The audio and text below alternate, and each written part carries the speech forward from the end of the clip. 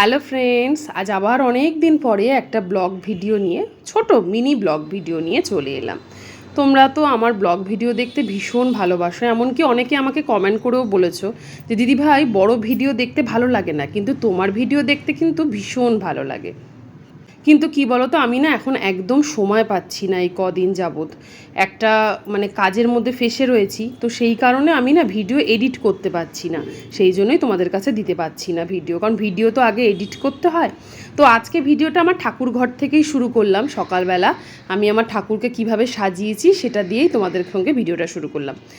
আর ঠাকুর দেওয়া হয়ে গেছে, এবার আমি একটু রান্না করব। মাছের ঝোল করেছিলাম আজকে, তো রুই মাছ এনেছিল, তবে মাছটা না বলেছিল জ্যান্ত জানো, কিন্তু মাছটা পরে বাড়ি আনার পর আমি দেখলাম মাছটা খুব একটা ভালো না।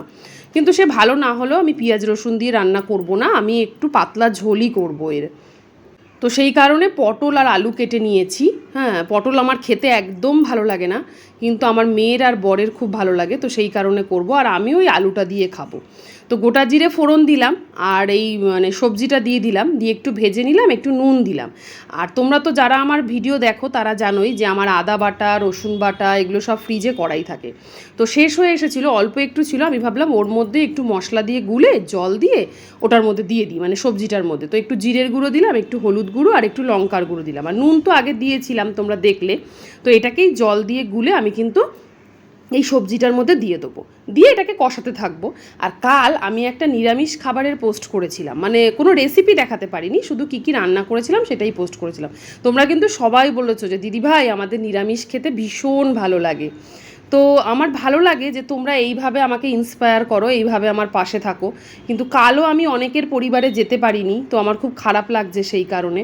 কিন্তু তোমরা কিন্তু সবাই এসে আমার পরিবার থেকে ঘুরে গেছো, থ্যাংক ইউ সো মাচ সবাইকে। আর সবজিটা সেদ্ধ হয়ে গেছে, আর আমি না মাছটাও দিয়ে দিলাম এবার ওর মধ্যে। দিয়ে মাছটা দিয়ে বেশিক্ষণ ফোটাবো না, কারণ এ তো ভাজা মাছ, একদম ভেজে রেখেছিলাম হালকা করে। আর ধনেপাতা যেহেতু এনেছিল সেজন্য একটু দিলাম, তোমাদের বাড়িতে যদি না থাকে তাহলে না দেওয়ারও কোনো ব্যাপার নেই। তোমরা কে কে এইভাবে বানাও এই মাছটা আমাকে কমেন্ট করে জানিও, ঠিক আছে? তাহলে আসি, দেখা হবে আবার একটা নতুন ভিডিওর সঙ্গে। আজকের মতো টাটা।